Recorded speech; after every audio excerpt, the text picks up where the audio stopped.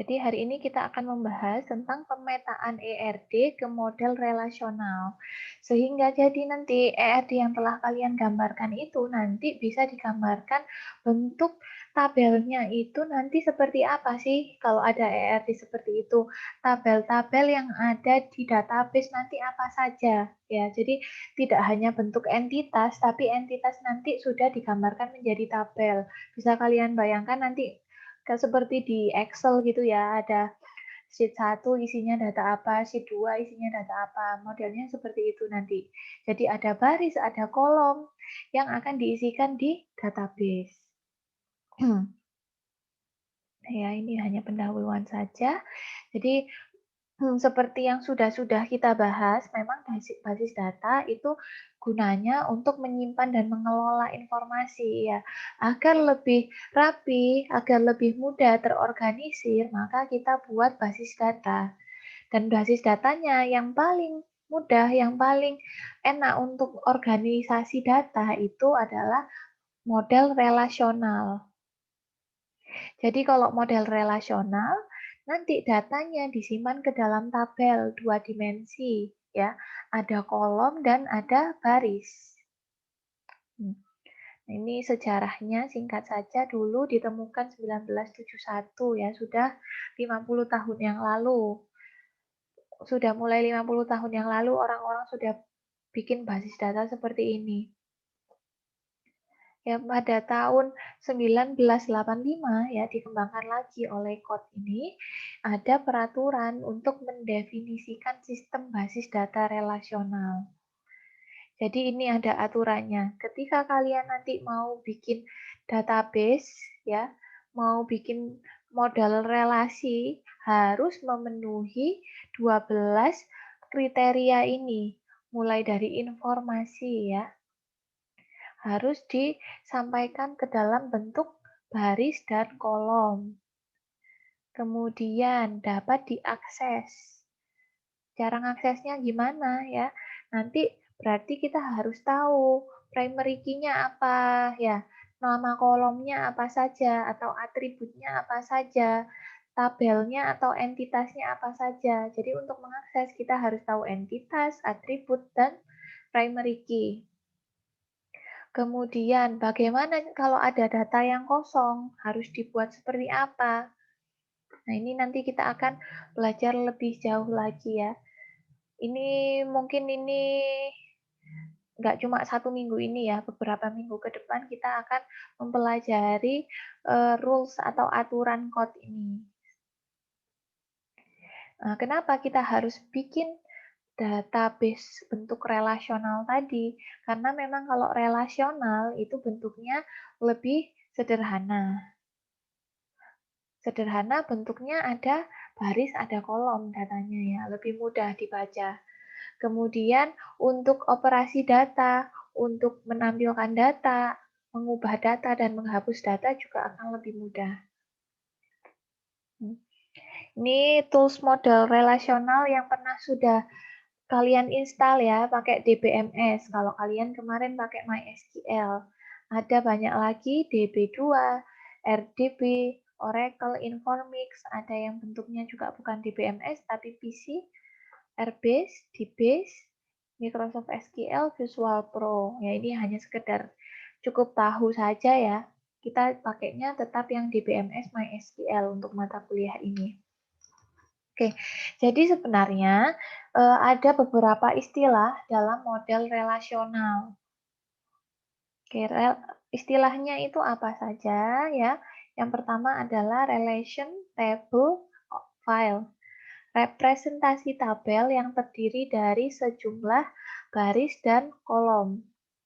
Ya, jadi nanti di relasional, kalau kemarin kalian masih ERD itu kan cuma tahu atributnya apa, entitasnya apa, gitu kan, relasinya gimana. Nah, kalau model relasional nanti sudah seperti yang di MySQL waktu itu ya, ada tabel, bentuknya tabel seperti ini. Ada tabel, jadi tabel ini menggambarkan suatu entitas bisa atau mungkin suatu relasi, relasi yang ada di ERD itu juga bisa dibuat tabel seperti ini.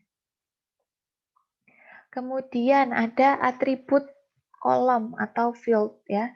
Jadi kalau yang kemarin ya atribut ya cuma kalian list aja nama mahasiswa, ID mahasiswa. Seperti itu. Nah, nanti ini juga sama ditulis tapi dalam bentuk tabel. Nulisnya menjadi kolom yang paling atas ini ya. ID, nama, alamat, kota. Nah, ini yang paling atas ini bisa disebut kolom. Ya, jadi ada beberapa istilah yang berbeda, padahal sebenarnya maksudnya sama. Kalau di ERD kalian nyebutnya entitas atau mungkin relasi ya, kalau di relasional namanya adalah tabel atau file ya, tabel biasanya sih. Kemudian kalau di ERD nyebutnya atribut, di sini kita sebutnya kolom ya, jadi yang ada di atas kanan kolom. Kemudian baris datanya ya, kalau yang di RD kita belum punya isian datanya kan, cuma tahu atributnya apa, entitasnya apa. Nah, kalau relasional kita sudah tahu nih isi tabelnya apa. Nah, isi tabel ini kita namakan baris atau tuple atau record. Ya, jadi ada 3 istilah. Yang ke bawah ini adalah baris tuple atau record ya, kayak Johnson, Smith, Hayes. Nah, ini isi datanya. Dinamakan tuple row atau record. Kemudian domain. Domain adalah himpunan nilai dari satu atau lebih atribut ya. Jadi domain itu misalkan gabungan antara customer ID sama customer name. Itu domain. Atau mungkin customer name sama customer city. Atau mungkin lebih dari itu ya, 3. Customer name, customer street, customer city. Ini dia domain. Himpunan nilai dari satu atau lebih atribut. Kemudian degree, banyaknya atribut. Nah, kalau di sini degree-nya atributnya ada berapa yang customer ini? Ada berapa? Atribut? 4. Berarti tabel customer ini degree-nya adalah 4. Ya, degree, banyaknya atribut atau kolom. Kalau depositor degree-nya 2.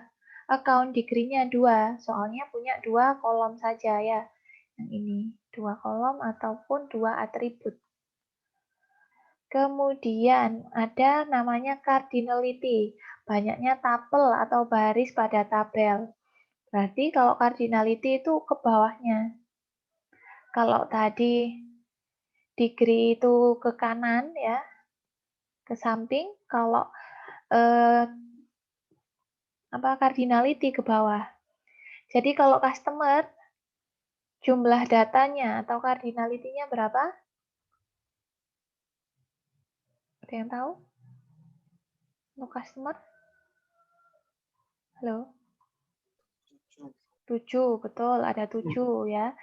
Nggak usah dihitung ya, yang paling atas ini atributnya atau kolomnya nggak usah dihitung, yang dihitung bawahnya aja. 1, 2, 3, 4, 5, 6, 7.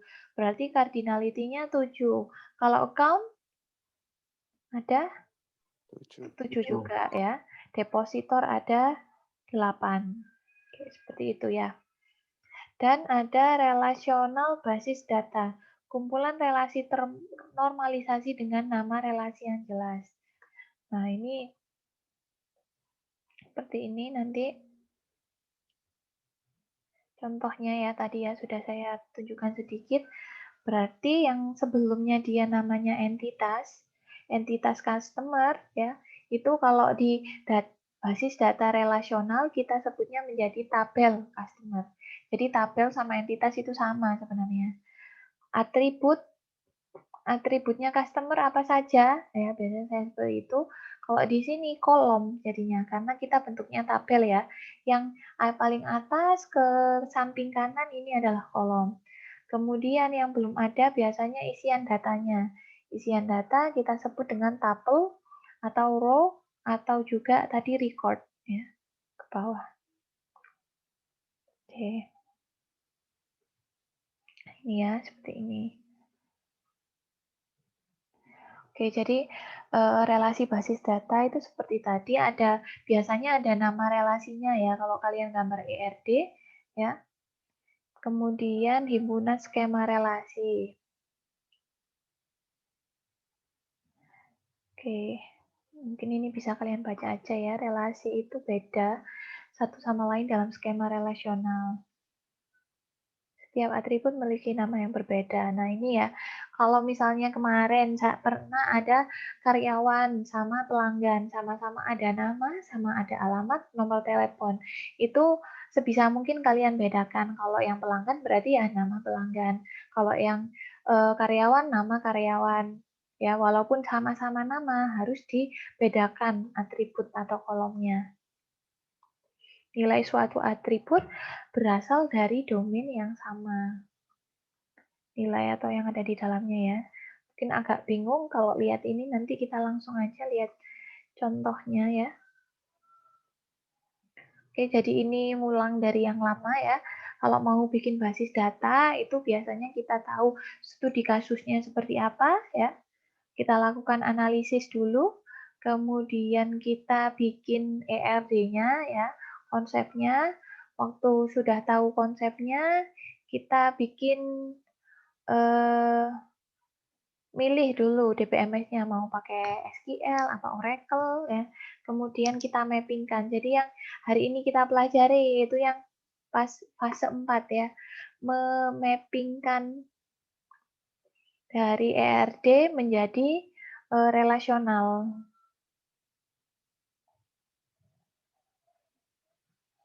Sampai sini ada pertanyaan dulu? Belum. Belum ya? Oke ya, jadi seperti ini ya. Jadinya bentuknya nanti tabel, ya, bukan lagi entitas. Kita sebut tabel karena sudah ada isian datanya. Isian datanya atau tuple, atau row, atau record. Ini kolom atau atribut ya. Sama sebenarnya seperti ini. Oke. Nah, ini mirip-mirip yang sudah kita pelajari sebelumnya ya. Setiap tabel sama seperti sebelumnya, setiap entitas pasti ada satu yang menjadi pembeda ya, atau kita namakan primary key. Nanti juga ada seperti itu, primary key. Apa itu primary key ya, yang memiliki nilai paling unik. Nah, ada juga yang namanya super key ya. Super key itu yang unik juga, tapi belum dipilih menjadi primary key. Jadi misalkan ada data, mana ada contohnya mungkin ya ini ya. Ada data supplier. Bisa dilihat di sini kode supplier, nama supplier, alamat. Nah, ini semuanya ini bisa beda kan isian datanya ya, bawahnya nggak ada yang sama.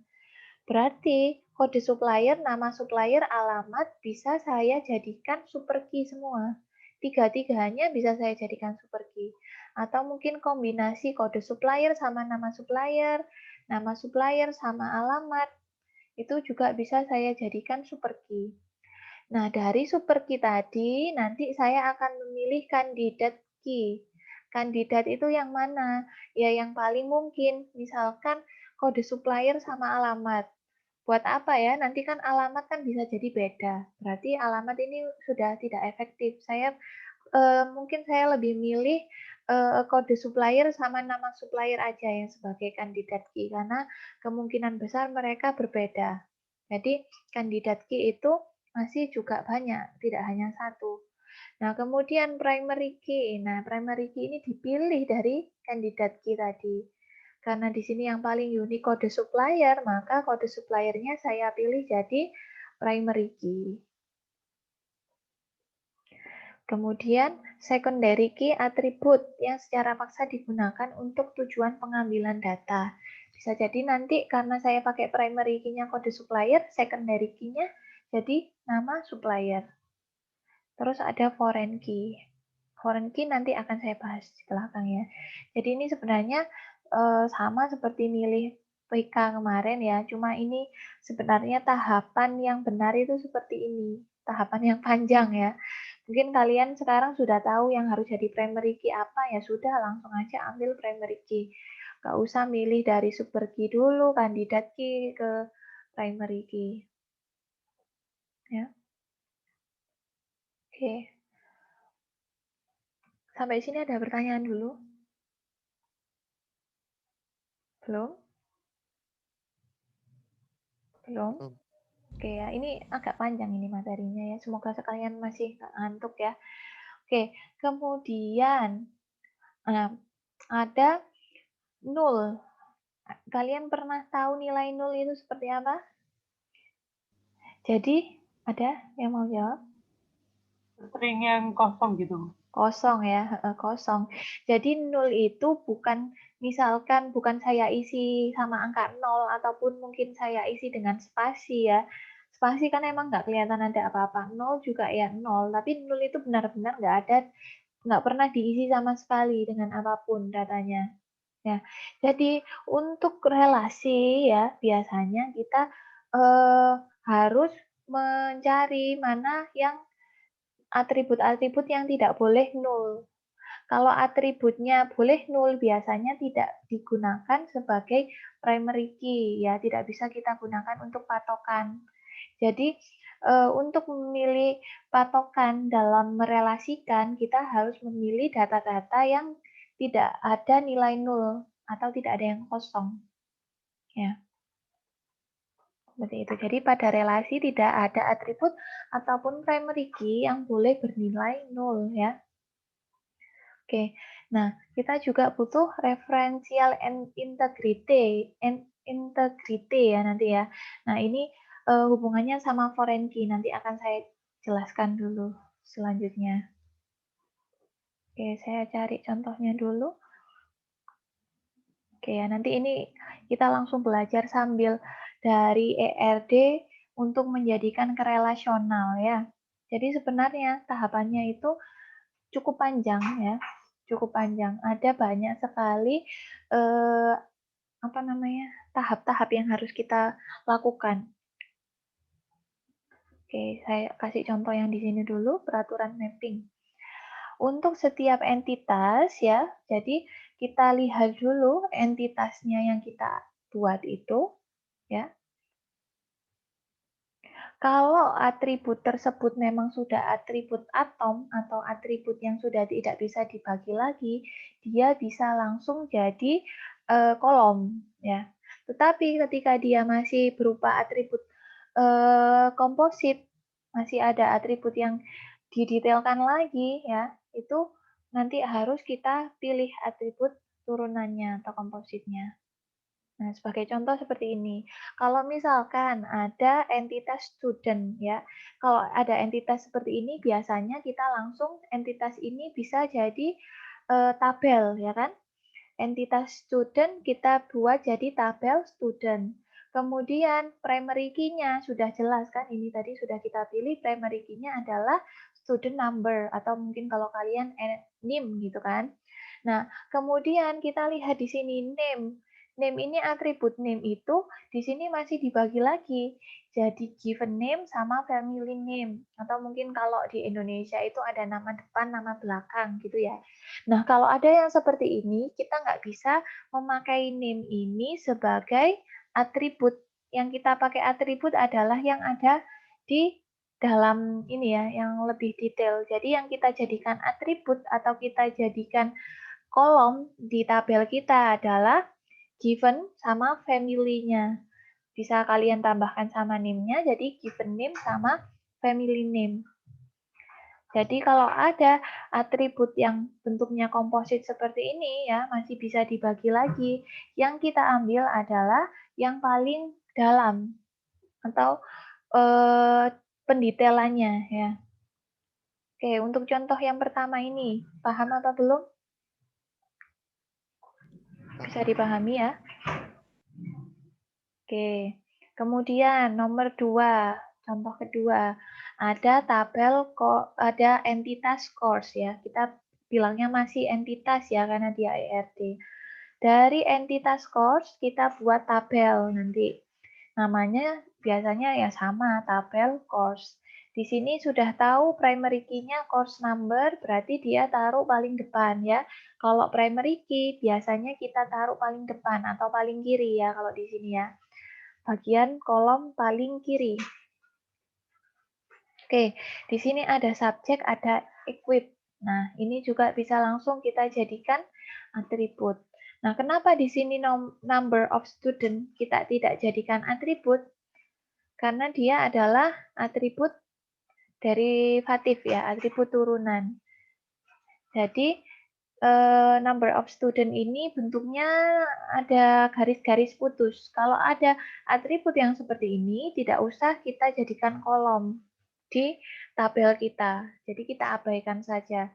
Yang kita pakai adalah atribut-atribut yang garisnya memang garis yang nyambung gini, nggak ada putus-putusnya. Oke, dari contoh yang ini bisa dipahami? Terus saya izin bertanya, Bu. Iya, silahkan. Kalau nomor of student tadi itu kok bisa masuk derivatif, itu cara nentuinnya gimana, Bu? Oh ya, jadi sebenarnya ini yang menentukan ini waktu gambar ERD ya. Jadi waktu gambar ERD itu bisa jadi kan nanti course kan berhubungan sama student ya. Berhubungan sama student. Nanti kita tahu kalau yang berapa sih banyak data student yang ngambil course tersebut waktu sudah berhubungan itu nanti bisa dilihat. Dari situ bisa kita ambil atribut number of student. Jadi nilai number of student ini nggak bisa diisikan secara langsung, tapi lihat berapa banyak yang berhubungan antara student sama course. Tapi ini pembuatannya waktu membuat ERD memang. Jadi ini tergantung pemikiran orang yang bikin ERD. Nah, kalau yang di sini contohnya orang yang bikin ERD memang memutuskan number of student ini itu dia merupakan atribut derivatif. Nilainya tidak bisa langsung diisi, tapi harus mengambil dari nilai yang lain. Kayak gitu. Jadi karena seperti itu, dia tidak usah dituliskan di kolom yang ada di tabel. Ya, jadi ini tergantung pembuat ERD-nya ya. Ini saya ambil contoh seperti ini ya, berarti orang yang bikin ERD ini merasa number of student ini bukan atribut atribut atom sederhana, tapi atribut yang memang derivatif. Kayak gitu ya. Siapa tadi Said ya? Iya, Bu. Bisa dipahami? Saya, Bu. Terima kasih. Oke, jadi memang kalau kita sudah membuat tabel ini sebenarnya kita sudah nggak mikirkan lagi konsepnya seperti apa ya. Karena konsep penggambaran ERD ya kita pikirkan waktu kita membuat ERD. Kalau yang minggu ini ERD-nya sudah lengkap, sudah bagus, sudah jadi, kita tinggal mengubah ERD yang ada dalam bentuk tabel. Jadi sebenarnya minggu ini itu seperti itu. Terserah orangnya yang mikir bikin ERD itu seperti apa. Pokoknya tugas kita ya mengubah dari yang dipikirkan pembuat ERD itu menjadi tabel.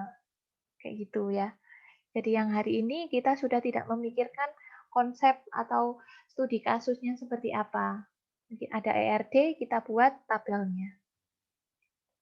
Ya, oke seperti itu ya. Jadi tadi ini ada student, seperti ini bisa langsung kita pakai ya. Ini, nah kalau ada student dipisah lagi, kalau studentnya student name saja seperti ini, berarti langsung yang sebelah kiri ya, bisa langsung diambil tabelnya nanti student, primary key-nya roll number, kemudian atribut atau kolomnya student name sama kelas.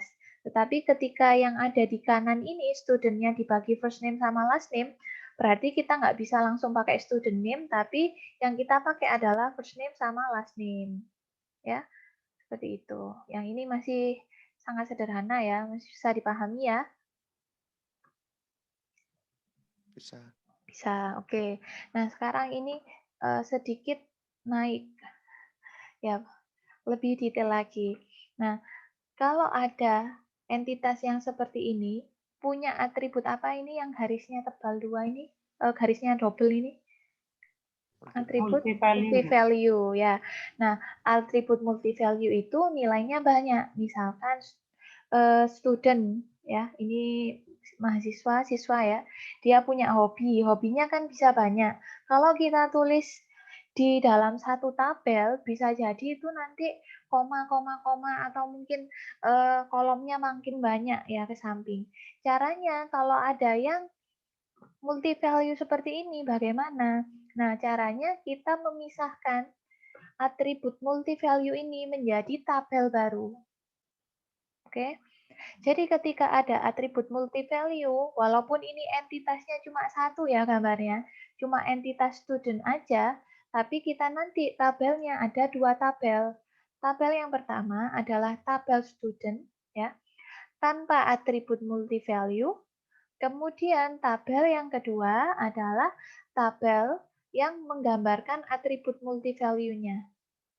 Jadi sebagai contoh ya, tabel student yang pertama ada primary key-nya student number ya. Di sini kita tulis, kemudian name-nya yang kita pakai yang di dalam ini ya. Given name sama family name. Sudah, cukup begini saja. Yang kedua, kita tetap pakai student number ya kan karena dia sebagai PK. Kemudian nanti student number ini, student pertama Fred Jones ini ya, dia punya kontak bapak ibunya. Jadi nanti ada dua baris atau dua tabel di tabel student kontak yang dimiliki oleh Fred Jones. Kemudian Mary Brown ya, kontaknya malah ada 3 di tabel student kontak ini ya. Ada Bill Brown, ada Mrs. Jones, ada Billy Joe Woods. Mungkin bapaknya, ibunya, saudaranya gitu kan. Seperti itu. Jadi ketika ada multi value, waktu membuat tabel berubah menjadi 2 buah seperti ini. Dengan primary key yang sama. Tetap ya di sini student number, di bawah juga student number, tapi bisa terulang ya yang bawah.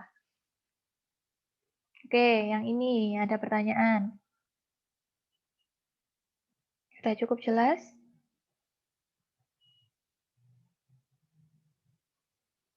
Jelas. Oke, saya lanjut ya. Oke, jadi seperti ini. Nah, ini sudah masuk yang ada relasinya ya. Gimana kalau kita punya relasi seperti ini ya? Nah, memang nanti kalau ada dua entitas seperti ini, biasanya kita akan membuat dua tabel ya kan? Ada tabel year sama ada tabel staff. Jadi di sini kita tulis tabel year, ada tabel staff. Year isinya apa? Year ini ya. Kemudian ada year tutor. Nah, ini nanti kita lihat dulu ya. Kemudian tabel staff ada name, room number, sama year. Oke. Nah, sekarang kenapa kok di tabel staff ada tulisan year? Untuk menghubungkannya ke tabel year. Oke ya, jadi betul kalau misalkan kita punya hubungan seperti ini, berarti salah satu primary key ya harus masuk ke tabel yang lain. Nah, ini sebagai contoh tadi ya, year, kita tulis year sama yang hubungannya ini ya, year tutor. Kemudian di staff, itu kita tulis year untuk menghubungkan antara tabel year sama staff. Jadi nanti di sini kita bisa tahu staff ini ruangannya di sini pada tahun berapa ya. Nah, seperti itu. Namanya ini, roomnya berapa, pada tahun berapa. Nah, untuk memilih bagian mana yang masuk ke tabel yang mana ya. Oke, saya agak belibet ya. Ini bisa dibaca di sini. Oke, mana ya? Di sini nggak ditulis ya. Jadi, ketika ada, ini kalian lihat yang garisnya tebal ya. Ada garis tebal, ada garis yang satu. Kalau tebal ini kan berarti yang tidak boleh nol ya. Kalau satu ini kan boleh nol. Kalau ada tebal sama tipis, ini nanti yang tebal dimasukkan ke yang tipis. Jadi yang tebal ini year ya, primary key-nya year, primary key-nya year saya masukkan ke yang tipis, ke tabel staff. Jadi year akan masuk di sini. Seperti itu. Jadi kalau untuk melihat hubungannya ya, karena memang bentuknya tabel kan kita nggak lihat ada relasi atau apa ya. Jadi lihatnya ya dari sini. PK salah satu tabel itu masuk ke tabel yang lain. Ini kan primary key-nya year masuk ke tabel staff. Nah, ketika primary key masuk ke tabel lain, ini dinamakan foreign key. Foreign key ya, asing ya, foreign key atau FK. Jadi nanti ketika kalian sudah masuk tabel, tidak hanya ada PK yang kita pikirkan, tapi juga kemungkinan ada FK. Jadi FK atau foreign key adalah PK dari tabel lain yang dimasukkan ke tabel tersebut. Di tabel staff kita punya PK-nya tabel year. Berarti year di sini ya disebut sebagai FK atau foreign key. Oke, sampai sini bingung? Sudah pusing? Ada pertanyaan dulu? Belum, Bu. Belum ya? Oke, saya lanjutkan ya. Ini slide-nya ada 40 ya. Kita masih nyampe 25 ini. Oke. Nah, nanti bisa kalian buka lagi, PPT-nya sudah saya upload ya. Memang kalau yang materi ini kita nggak bisa sekali jalan langsung ngerti. Harus diulang-ulang juga sama kayak ERD kemarin. Oke, tadi baru relasinya satu-satu. Ini yang paling gampang kalau ada relasi satu-satu. Nah, sekarang relasinya 1 sama M. Nah, kalau ada 1 sama M, kita buatnya seperti apa ya? Nah, ini ada 2 entitas ya, berarti ya nanti pasti ada entitas staff sama entitas student. Kita tuliskan staff ya, di sini ada name sama room number. Oke, sudah kita tuliskan di sini. Nah, kemudian di sini ada student. Berarti student ya kita buat dulu ya. Student, tabel student, ada student number, given name, sama family name. Nah, sekarang permasalahannya adalah ya, kok ada slot di sini ya? Kok mendadak ada slot di sini? Nah, kalau ada atribut yang tempatnya di relasi, harus diletakkan di mana? Ya.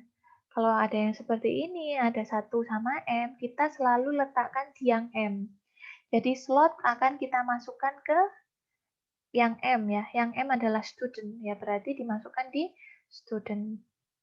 Nah, untuk lihat hubungannya bagaimana? Sama seperti yang ini tadi ya. Untuk lihat hubungannya salah satu tabel primary key-nya harus dimasukkan. Kalau ini primary key-nya year kita masukkan ke staff. Nah, kalau ini primary key-nya yang 1 kita masukkan ke primary key-nya yang M. Jadi nanti primary key-nya staff kita masukkan ke tabel student. Primary key-nya apa? Di sini ada 2 yang digaris bawahi ya.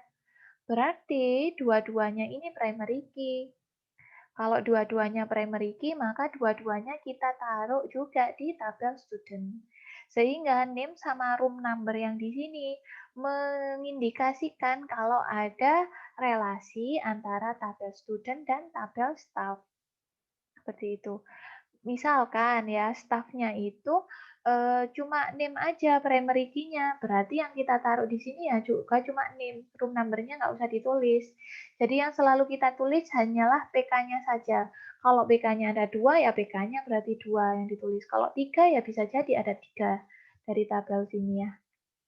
Tergantung jumlah PK-nya.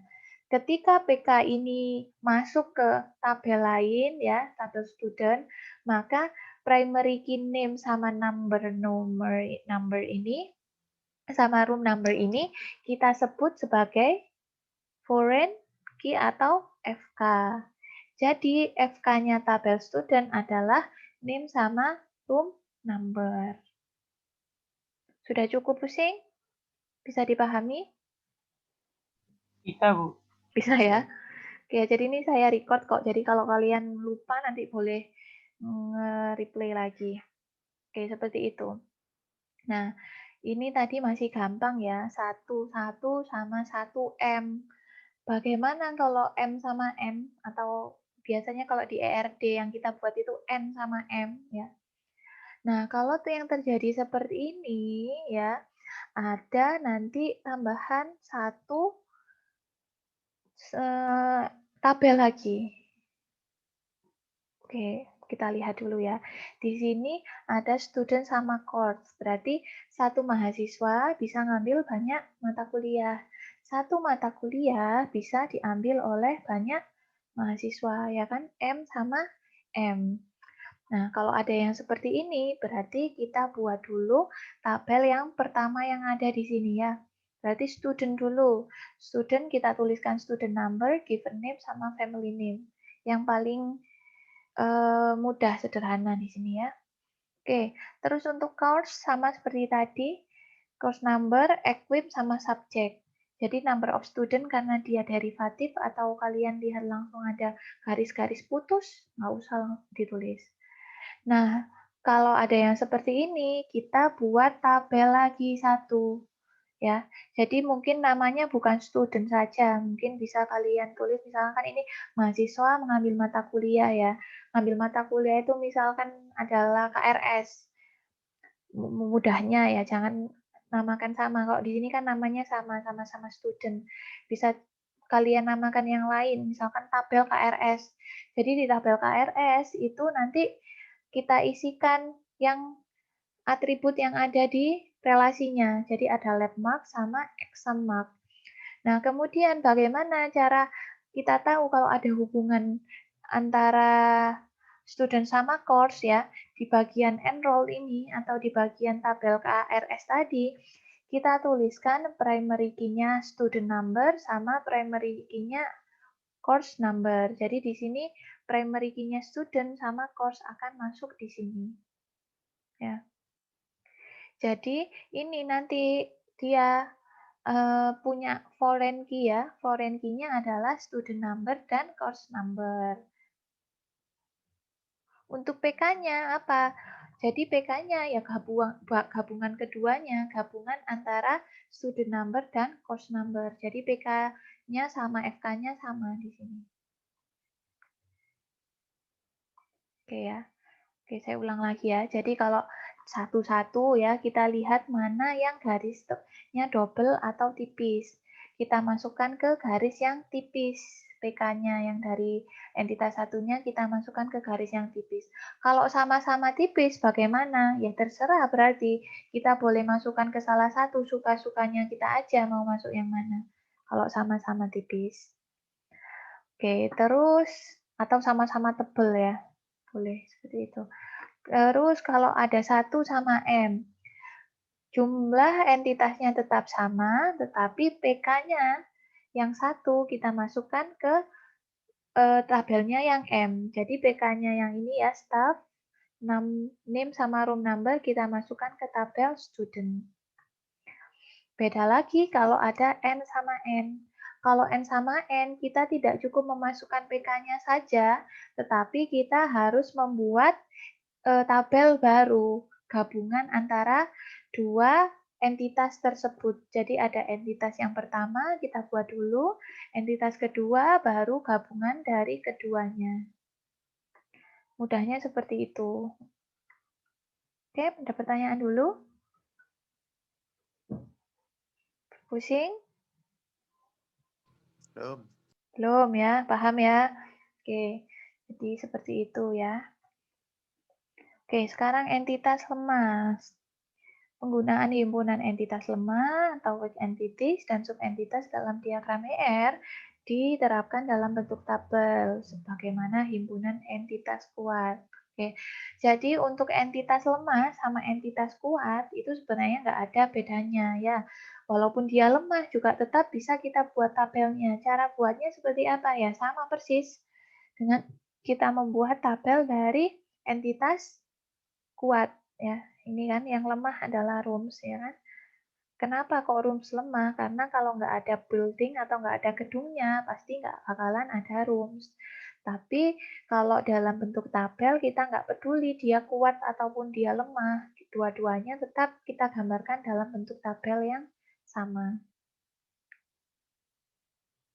Ya. Nah, kemudian nanti ini sebenarnya nanti kita lihat hubungannya dulu ya. 1N apa 1M atau 11 apa MM ya. Harusnya sih kalau satu building punya banyak room ya kan. Satu gedung punya banyak ruangan, satu ruangan ada di satu gedung. Berarti harusnya di sini 1 di dekatnya room N. Ya, kalau N sama 1 berarti tadi kita taruh PK-nya yang 1 ke dalam tabelnya yang M. Karena M-nya tadi ini rooms ya, berarti PK-nya building, name-nya kita masukkan ke tabel rooms. Ngerti? Nah, ini sangat banyak ya ini ya materinya ya. Oke, ini untuk relasi tunggal. Jadi sebagai contoh yang kemarin di praktikum ya, ada contoh satu pegawai membawahi pegawai yang lain. Nah, itu sama seperti ini ya. Satu pegawai itu sebagai atasan dari pegawai yang lain. Relasinya akan seperti ini. Untuk menggambarnya ya kita tetap sama seperti ini, tapi kita tambahkan satu lagi ya. Jadi primary key-nya itu kita ulang untuk salah satu number. Nah, mungkin ada contoh yang lain ini ya. Nah, ini contohnya seperti ini ya. Satu orang menikah dengan orang yang lain ya. Orang nggak mungkin menikah sama hewan kan. Jadi datanya orang ya, balik atau berrelasi dengan orang. Satu pegawai membawahi pegawai juga. Satu suku cadang bisa jadi tersusun oleh suku cadang yang lain.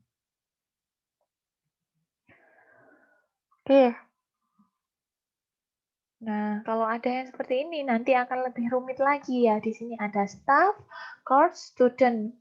Kalau seperti ini biasanya awalnya ya kalian gambarkan dulu saja tabelnya. Ada pasti ada tabel staff, ada tabel course, dan ada tabel student. Ya. Kemudian nanti kita lihat seperti tadi hubungannya.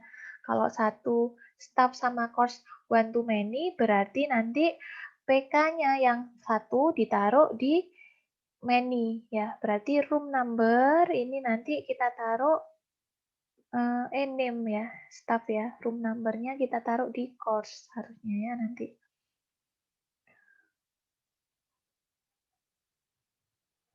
Subject object. Kemudian ini relasinya agak ini ya. Student sama course, many to many. Berarti kalau many to many kita butuh membuat satu tabel lagi ya. Kalau di sini berarti ada tabel tutor ini. Oke, ada. Oh, ini many ya. Oh, ini bukan staff sama course ya tadi ya. Maaf, saya salah. Jadi ini tadi langsung menggabungkan ketiganya. Berarti kita ada satu tabel lagi yang memuat 3 PK dari tabel yang lain. Jadi di sini di tabel tutors ini ada room number ya, PK-nya staff, ada name staff ya, PK-nya staff soalnya ada 2. Kemudian ada student number, PK-nya student, sama ada course number, PK-nya course. Jadi tabel ini multi entitas. Ada 3 entitas yang dihubungkan dalam satu relasi ya. Kita kemarin belum sempat buat yang seperti ini ya, tapi bisa jadi mungkin ada seperti ini. Jadi relasi itu tidak hanya untuk satu saja ya, untuk dua entitas saja, tapi bisa jadi ada satu relasi yang menghubungkan 2 atau lebih entitas. Di sini ada 3. Nah, ini juga ada seperti ini. Antara 2 tabel ya ada 2 relasi. Kalau seperti ini ya, many kan sama-sama many-nya di student, berarti nanti PK-nya student tinggal kita taruh di tabel PK-nya staff tinggal kita taruh di tabel student. Oke, ini spesialisasi dan generalisasi. Misalkan student nanti dibagi menjadi mahasiswa D3 sama mahasiswa D4 gitu ya. Berarti nanti kita bisa membuat tabel sendiri-sendiri juga, atau mungkin kalau kita mau jadikan tabel baru, satu tabel itu nanti ada atribut yang menjelaskan dia itu masuk MI apa masuk TI ya. Ini contohnya full time atau part time gitu ya. Ada atribut yang menjelaskan di sini. Oke, jadi ini caranya tadi sama seperti yang tadi ya. Ini cuma ditulis ke dalam 1, 2, 3 aja tahap-tahap, tapi kurang lebih sama seperti yang tadi ya. Sama yang contoh tadi. Oke. Nah, ini sudah cukup rumit ya kalau kita lihat contohnya di sini. Ada pertanyaan dulu?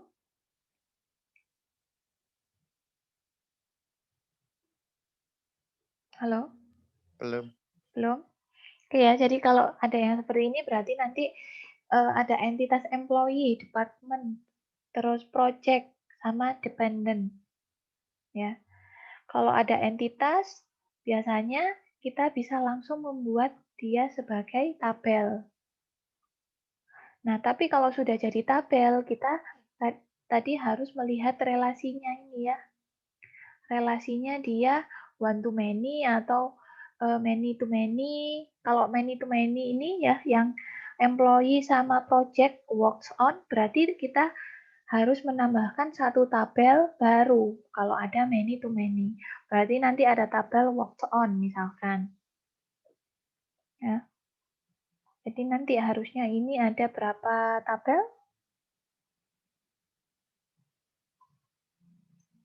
1, 2, 3, 4, harusnya 5 ya. Oke, jadi di sini malah ada 6. Sebentar. 1, 2,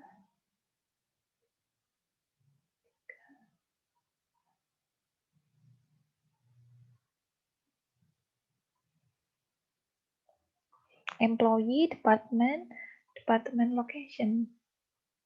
Oh ya, ini kalau misalkan ada apa tadi ini namanya multi value juga kita buat tabel baru ya. Jadi employee, department location. Karena di sini location-nya adalah multi value, jadi kita buat entitas baru. Kemudian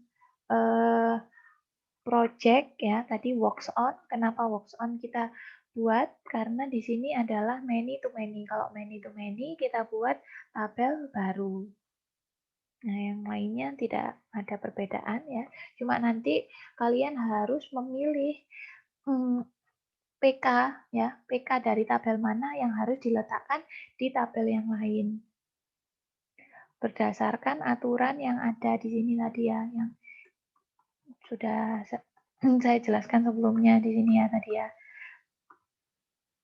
Ya, silakan nanti dibaca lagi. Ya, suara saya sampai serak ini. Oke. Nah, jadi seperti itu ya caranya ya. Ketika kalian sudah membaca tahap-tahap tadi, harusnya kalian sudah bisa untuk membuat tabelnya ada apa saja. Oke. Nah, ini ada contoh seperti ini. Ada student, school, year, staff, sama course. Ada berapa tabel ya yang harus kita buat? Ada yang mau ngasih pendapat? Dari entitas yang ada di sini? 7. 6, Bu. 6. Sepertinya 6, Bu. Oh. 1, 2, 3, 4, 5. Ya, yang pasti 5 dulu ya. Kalau sudah ada 5, baru kita lihat mana yang many to many atau ada multi value ya. Yang many to many student sama course, berarti nanti harusnya nambah 1 ya. Terus course sama teach, nambah 1 lagi. Itu 7. Atau mungkin 6, 7. Nah, ini yang lain-lain ini nggak ketahuan ya, 1 apa M-nya ya. Gambarnya agak aneh juga ya. Nah, ini kalau jawabannya di sini 7 ya. 7 karena di sini ada many to many-nya 2. Oke, tadi sudah ada yang betul. Mungkin tadi yang bilang 6 nggak ngelihat kalau ada 2 many to many di sini ya. Kalau ada 2 many to many, pasti kita tambahkan jadi 1 tabel. Nah, ini tadi nanti untuk menambahkan apa namanya? Primary key-nya saja yang butuh kalian pikirkan lagi ya. Kalau one to many berarti primary key-nya yang one kita taruh di yang many. Kalau one to one, primary-nya yang tebel kita taruh di yang garisnya lebih tipis. Kemudian kalau many to many kita buat tabel baru dengan dua-duanya ya. Misalkan ini teach berarti PK-nya course sama PK-nya staff dua-duanya kita taruh di tabel teach.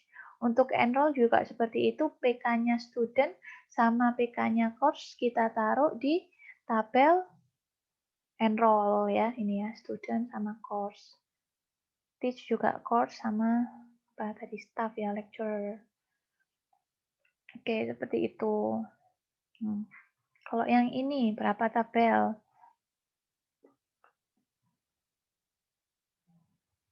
Berapa tabel? 6, Bu. 6? Ya, jawabannya 5 ya. Oke. Nah, kita lihat dulu ya. Yang pasti ada 4. 1, 2, 3, 4. Kemudian kita lihat mana yang many to many. Di sini ada tiga relasi ya. Relasi 1, 1, 1M sama 1M. Karena nggak ada yang M sama M, berarti kita nggak butuh nambah tabel. Berarti tabelnya masih tetap 4. Kemudian dari tabel 4 ini kita lihat apakah ada yang atributnya multi-value. Mana yang multi-value? Employee ya. Berarti nanti kita nambahkan 1 tabel untuk contact number. Gitu ya, jadi ada 5 nanti ini. Jawabannya ada 5. Karena di sini tadi memang nggak ada yang many to many ya. Kalau one to many, tetap kita buat 1 saja. Nanti project ya, misalkan ini manage sama employee ini, PK-nya project kita letakkan di tabelnya employee ya. Jadi di employee nanti akan ada project. Ini kenapa seperti ini ya? Kok ada salary?